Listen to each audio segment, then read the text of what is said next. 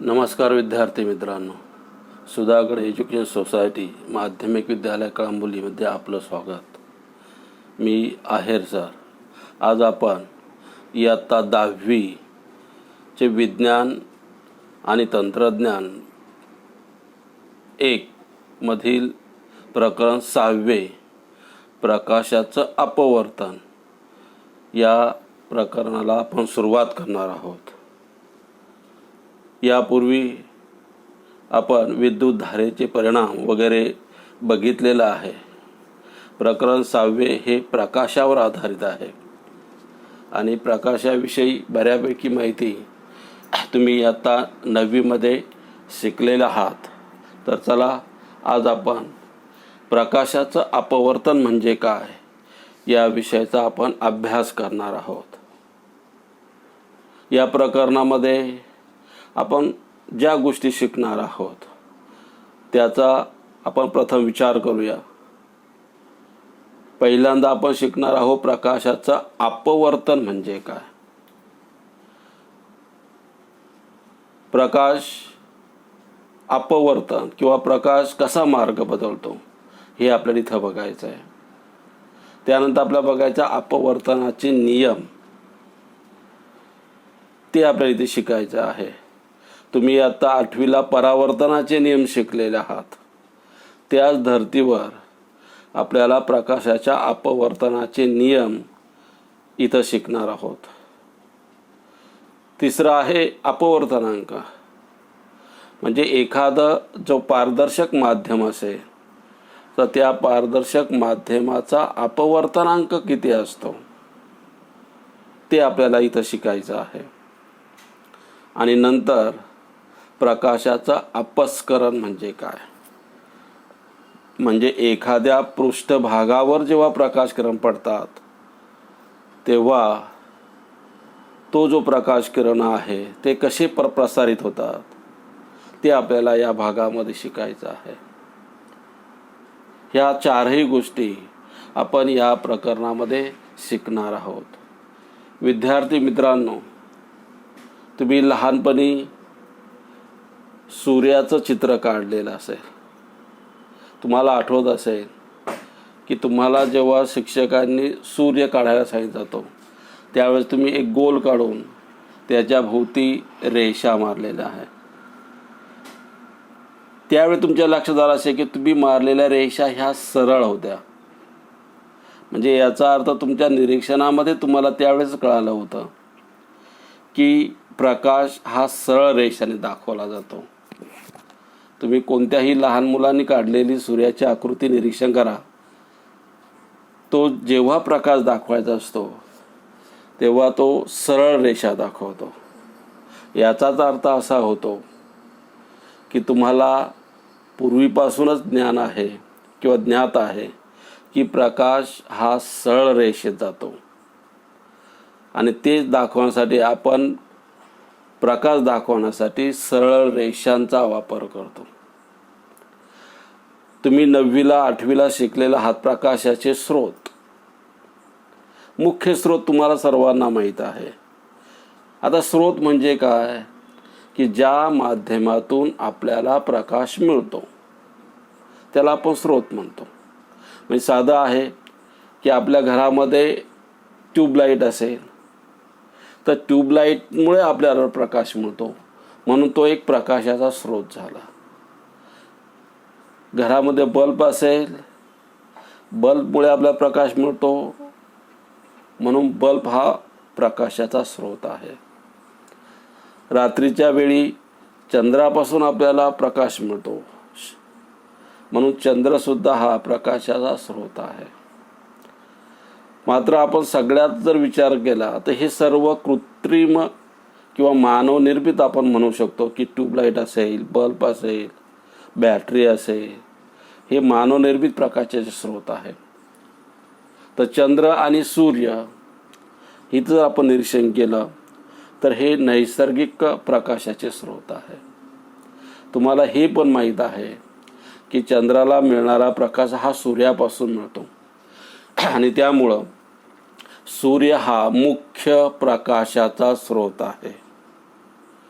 म्हणजे पृथ्वीला प्रकाश देण्याचं काम सूर्य करतो आणि त्यामुळं सूर्य हा मुख्य प्रकाशाचा स्रोत आहे. मग आता सूर्यापासून जे प्रकाश किरण जमिनीवर येतात, पृथ्वीवर येतात, ते सरळ मार्गाने येतात. ते कुठेही वाकडे तिकडे येत नाही, सरळ येतात. आणि त्यावरून आपल्याला सांगता येतं की प्रकाश हा सरळ रेषेत जातो. प्रकाश हा सरळ रेषेमध्येच प्रवास करतो. कुणी सांगू शकतं की तुमची सावली का पडते? तुम्ही बघितलं असेल की आपण जेव्हा उन्हामधून चालतो तेव्हा आपली सावली पडते. मग असं का होतं?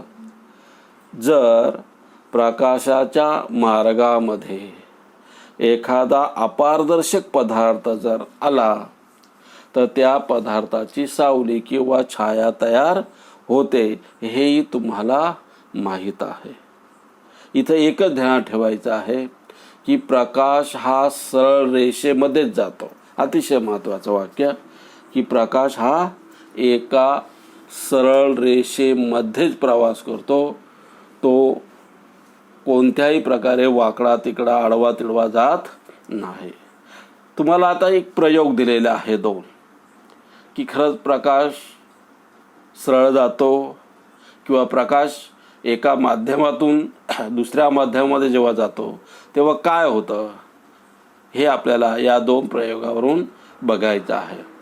तर पहिली कृती तुम्हाला दिलेली आहे, तुम्ही स्वतः घरी पण करू शकता. आता या कृतीमध्ये काय काय सांगितलं आहे की पाण्याने भरलेला एक काचेचा ग्लास घ्या. ग्लास तुम्हाला काचेचाच पाहिजे, कारण त्यातून आपल्याला दिसलं पाहिजे आतमधला. त्यात पेन्सिल उभी धरून अर्धवट बुडवायची आहे. म्हणजे पेन्सिल त्यामध्ये बुडवायची अर्धवट आणि पाण्यात बुडालेल्या भागाच्या जाडीचं निरीक्षण करायचं आहे. आता पेन्सिल तिरकी ठेवून निरीक्षण करा. या प्रयोगामध्ये तुम्हाला काय लक्षात आलं असेल हे तुम्ही निरीक्षण करायचं आहे. तर ज्या वेळेस आपण पेन्सिल पाण्यामध्ये अर्धवट ठेवतो त्यावेळी आपल्याला लक्षात येतं की पेन्सिलची जाडी वाढलेली दिसते. आणि जेव्हा आपण ती तिरपी करतो त्यावेळी पाण्याच्या पृष्ठभागाजवळ ती पेन्सिल तुटलेली आहे असं आपल्याला भास होतो. दुसरा जो प्रयोग आहे तो आहे, एका धातूच्या भांड्यात 5 रुपयाचं नाणं ठेवा. भांड्यापासून हळूहळू दूर जा. भांडं हे धातूचं घेतलेलं आहे आणि आपण जेव्हा भांड्याजवळ असेल तेव्हा आपल्याला ते नाणं दिसणार आहे. पण आपण जसजसं भांड्यापासून दूर जाऊ तसं आपल्याला ते नाणं दिसणार नाही. कारण का? तर आपली नजर जी आहे ती सुद्धा एक प्रकाशाचा स्रोत आहे आणि त्यामुळं ती काय वाकडी जात नाही. त्यामुळं आपल्याला ते भांड्यातलं नाणं दिसणार नाही. ज्या ठिकाणी ते नाणं दिसणार असे होईल त्या ठिकाणी तुम्ही थांबायचं आहे. आता काय करायचं आहे की तुम्ही त्या नाण्याच्या दिशेने पाहत राहा आणि एका मित्राला त्या भांड्यामध्ये नाण्याला धक्का न पोचता अशा रीतीने हळूहळू त्यामध्ये पाणी टाकायला सांगा. पाण्याची पातळी एका विशिष्ट स्तरापर्यंत आल्यावर तुम्हाला नाणे परत दिसू लागेल. मग असं का झालं असेल? सुरुवातीला आपल्याला नाणं दिसत नव्हतं, नंतर मात्र पाणी टाकल्यानंतर आपल्या लक्षात आहे की आपल्याला ते नाणं दिसायला लागलं. मग आता ह्या दोन्ही प्रयोगावरून आपल्याला काय निष्कर्ष काढता येतो? तर पाण्याच्या पृष्ठभागाजवळ पाण्यातून बाहेर येताना प्रकाशाची दिशा बदलण्यात किंवा प्रकाशाची दिशा बदलते हे आपल्याला लक्षात येतं. म्हणजे जेव्हा आपण एक पाण्यातील एखाद्या पदार्थाकडे आपण बघतो तेव्हा त्या पाण्यातून वरती येणारे जे प्रकाश किरण आहे ते त्यांचा मार्ग बदलतात. तुम्ही एखाद्या जत्रेमध्ये जेव्हा जाता तेव्हा तुम्ही बघा, प्रयोग गमतीशीर खेळ असतात त्यामध्ये की बादलीमध्ये वाटी असते आणि त्या वाटीमध्ये नाणं टाकायचं असतं. आणि आपण जेव्हा नाणं टाकायचं होतं त्या वाटीमध्ये, नाणं वाटीमध्ये जात नाही. कारण का, तर ज्या ठिकाणी ती वाटी असते, जी आपल्याला जिथं दिसते तिथं ती नसते. का, तर आपल्या मूळ जागा बदललेली असे दिसते तशी आपल्याला, मात्र ती तशी नसते. कारण आपल्या नजरेतून किंवा आपले जे प्रकाश किरण आहे नजरेतून जाणारे आणि पाण्यातून वरती येणारे प्रकाश किरण यांचा तिथं मार्ग बदललेला असतो. आता यावरून आपल्याला अपवर्तन म्हणजे काय ही व्याख्या करता येईल की प्रकाश एका पारदर्शक माध्यमातून दुसऱ्या पारदर्शक माध्यमात जेव्हा जातात तेव्हा ते आपला मार्ग बदलतात. इथं महत्त्वाचं आहे पारदर्शक. कारण आपण सुरुवातीलाच बघितलं की प्रकाशाच्या मार्गामध्ये जर एखादा अपारदर्शक पदार्थ आला तर त्याची सावली तयार होते, सावली दिसते आपल्याला. मात्र जर पारदर्शक पदार्थ आला तर प्रकाश किरण आरपार निघून जातात. मात्र त्या ज्या दिशेने आल्यात त्याच दिशेने ते जात नाही, ते थोडा त्यांचा मार्ग क्रम बदलतात. तुम्ही आता 8वीला सपाट आरशाचा प्रयोग शिकलेला आहात की सपाट आरशामध्ये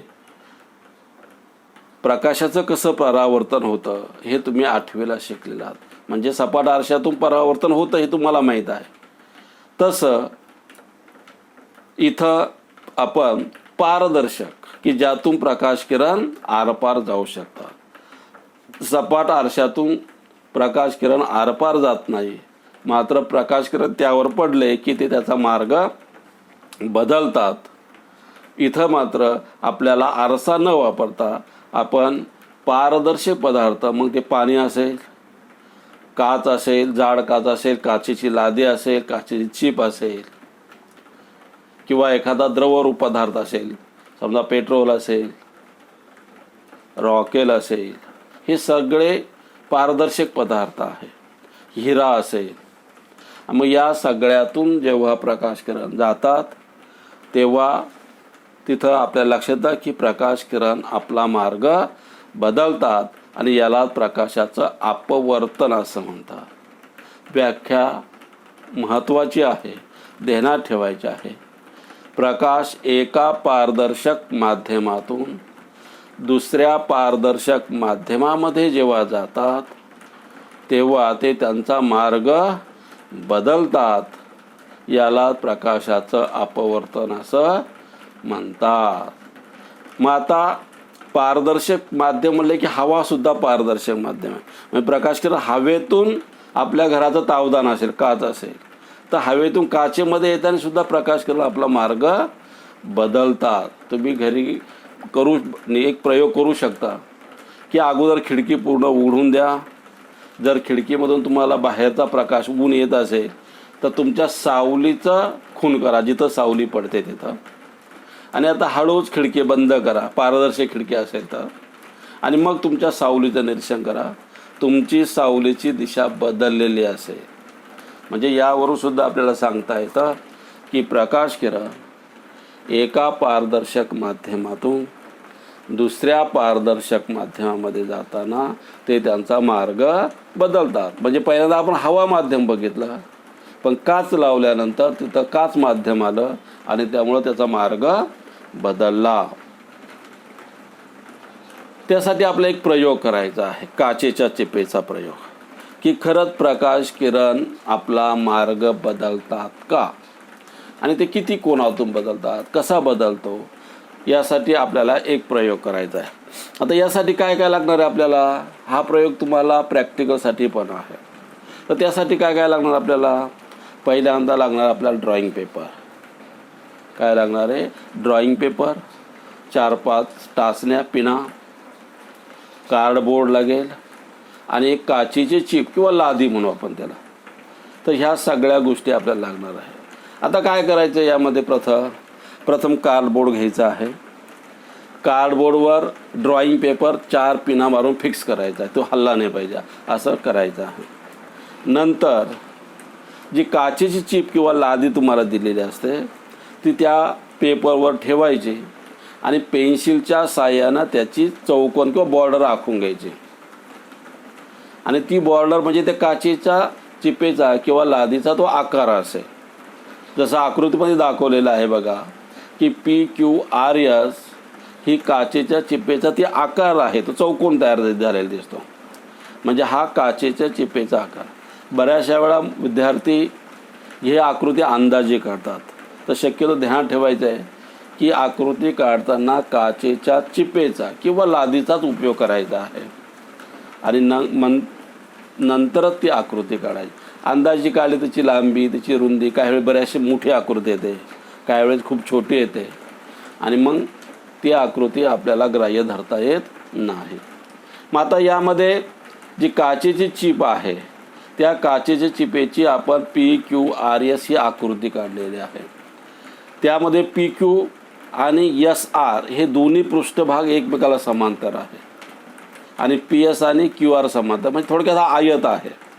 आयताच्या आकृत्या झाल्या. आता जी वरची बाजू PQ आहे, या PQ बाजूला एक तिरपी रेषा काढायची आहे. काचेची बाजूला काढून ठेवा आता आणि एक तिरपी रेषा आखा. आणि ती जी तिरपी रेषा आहे ती PQ बाजूला N मध्ये स्पर्श करेल. N या बिंदूजवळ आकृतीमध्ये निरीक्षण करता लक्षात येईल तुमच्या. आणि नंतर जी तिरपी रेषा आहे या तिरप्या रेषेजवळ किंवा त्या तिरप्या रेषेवर 2 बिंदू घ्यायचे आहे आणि त्या 2 बिंदूला 2 टाचण्या टोचायच्या, सरळ समांतर एकमेकीला उभ्या करायच्या आहे. त्याला A आणि B नाव द्यायचं आहे. आणि आता हे केल्यानंतर परत आपण जी आकृती बनवलेली आहे, चौकोन आकृती, आयताकृती, त्याच्यावर परत ती काचेची चिप ठेवायची आहे. आता काचेची चिप ठेवल्यानंतर बाजू जी PQ आहे तिच्या समांतर बाजू आहे SR. त्या SR बाजूकडून म्हणजे काचेच्या चिपेच्या आतून आपल्याला त्याच्या विरुद्ध दिशेनं आपण टोचलेल्या ज्या 2 पिना आहेत त्या काचेतून बघायच्या आहेत. त्या कुठे दिसतात आपल्याला त्याचं निरीक्षण करायचं आहे.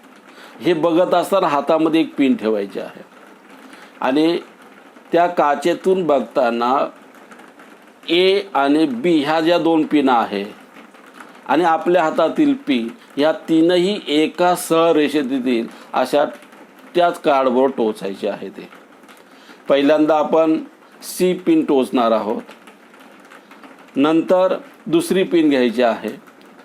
परत काचेच्या चिपेमध्येच निरीक्षण करायचं आहे. काचेच्या चिपीतूनच बघायचं आहे, हे द्या, वरून बघायचं नाही.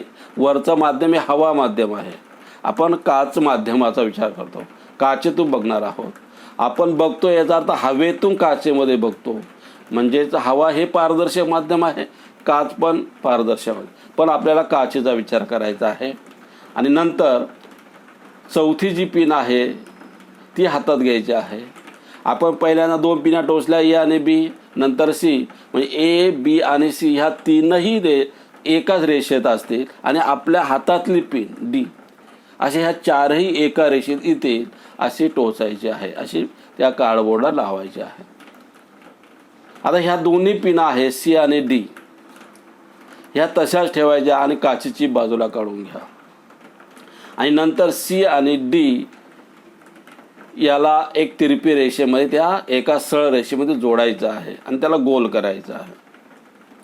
पण तुमच्या लक्षात येईल की AB जी पिना आपण टोचलेल्या आता सुरुवातीला त्याची एक समांतर रेषा पुढं काढा.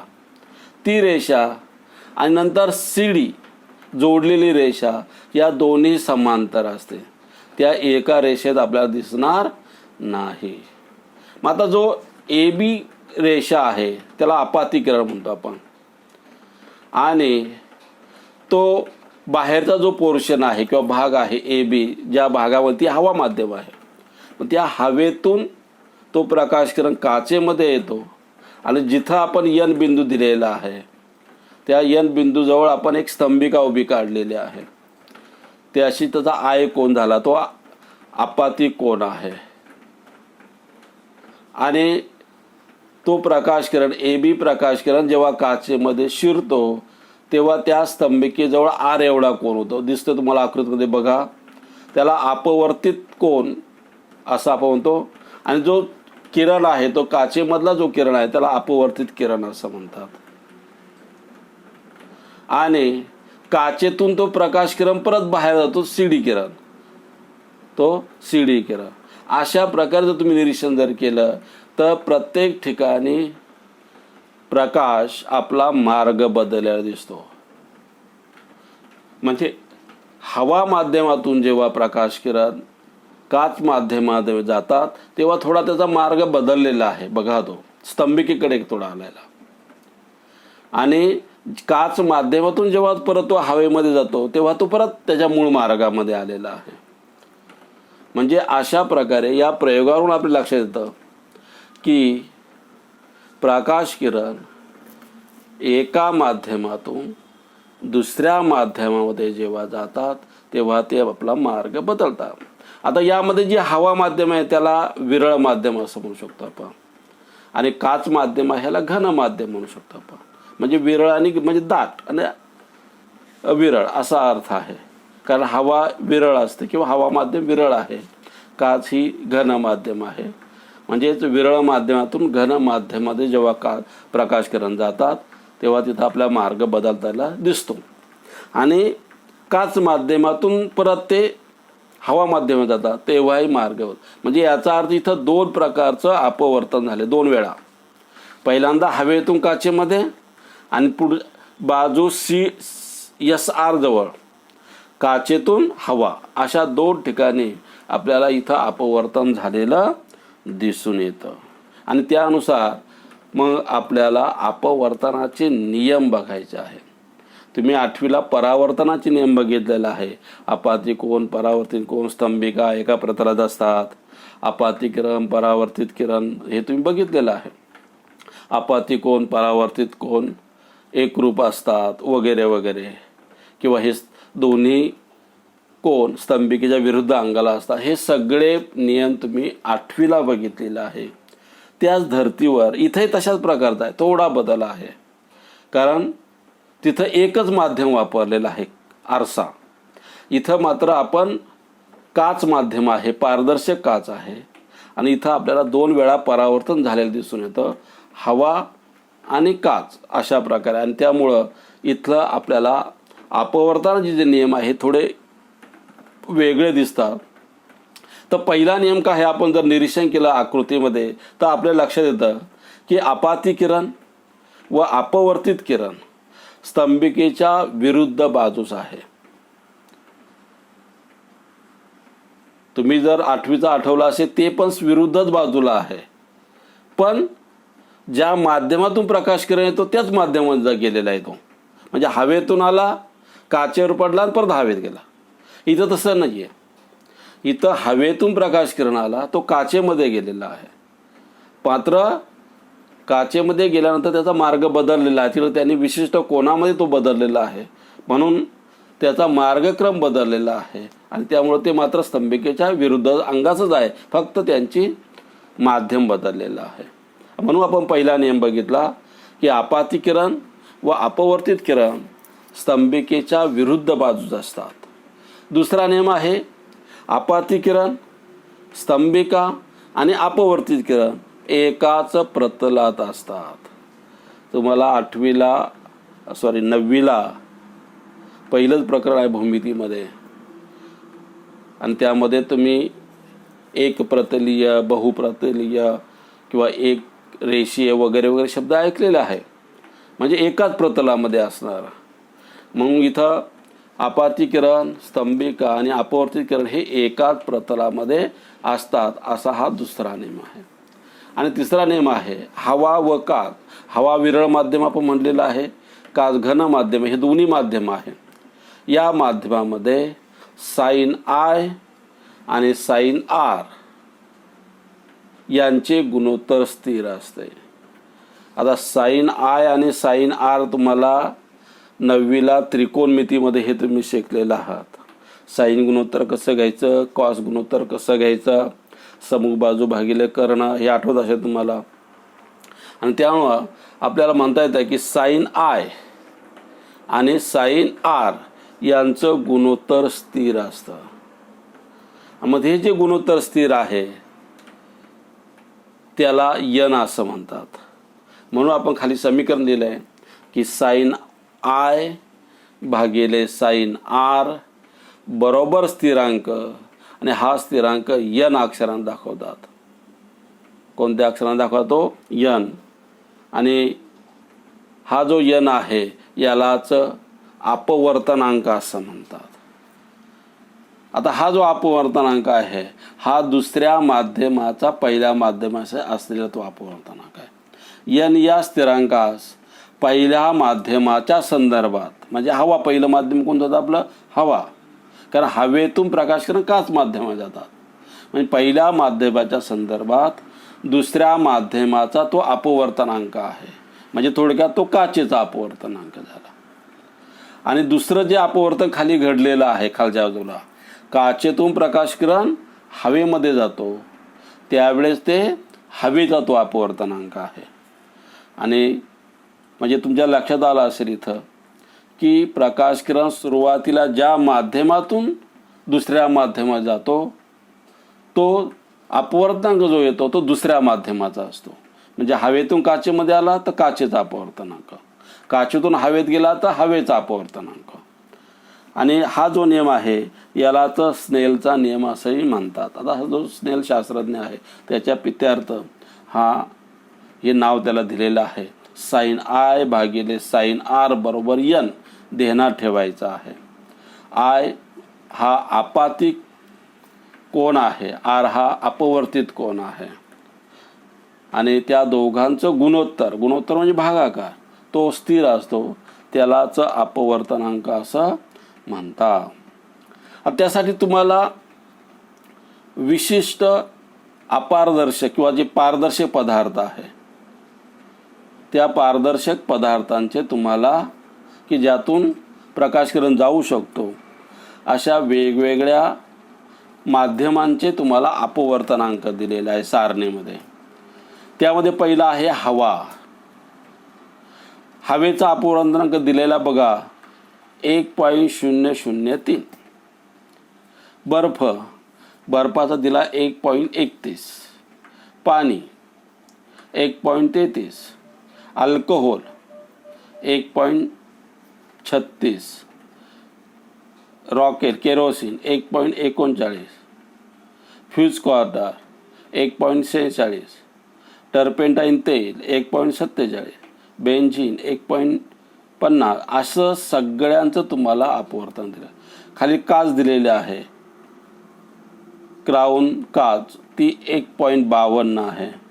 खनिज मीठ, जे थोडं तुम्ही मीठ बघितलं असेल ते सुद्धा थोडं पारदर्शक असतं, त्याचा अपवर्तनांक दिला 1.54. कार्बन डायऑक्साईड वायू, लाल रत्न, निळा रत्न, हिरा, या सगळ्यांचे अपवर्तनांक तुम्हाला इथे दिसतात. आता सारणीवर जर आपण निरीक्षण केलं तर सगळ्यात जास्त अपवर्तनांक हिऱ्याचा आहे. हिरा हा जो कार्बन आहे, कार्बनचं ते अपरूप आहे आणि त्या कार्बनच्या अपरूपाचा सगळ्यात जास्त अपवर्तनांक आपल्याला दिसून येतो. आता आपल्याला जी काच दिली जाते त्याचा अपवर्तनांक हा जवळपास 2.5 पर्यंत तो येऊ शकतो. 2.3, 2.2, 2.4 असं आपण ते ग्राह्य धरतो. कारण आपण जे माप घेतो त्यामध्ये काही थोडे बदल होऊ शकतो. म्हणून परीक्षेला जेव्हा हा प्रयोग येणार आहे त्यावेळेस तुम्हाला काचेच्या चिपेचा अपवर्तनांक काढायचा आहे. तर विद्यार्थी मित्रांनो, आपण या प्रकरणाची सुरुवात केलेली आहे. यामध्ये आपण अपवर्तनांक म्हणजे काय, अपवर्तनांक कसा काढला जातो, प्रकाशकिरण कसा मार्ग बदलतात, ते का बदलतात, या सगळ्या गोष्टीचा आपण इथं अभ्यास केलेला आहे. राहिलेला जो भाग आहे तो आपण पुढच्या व्हिडिओमध्ये बघणार आहोत. Okay, thank you.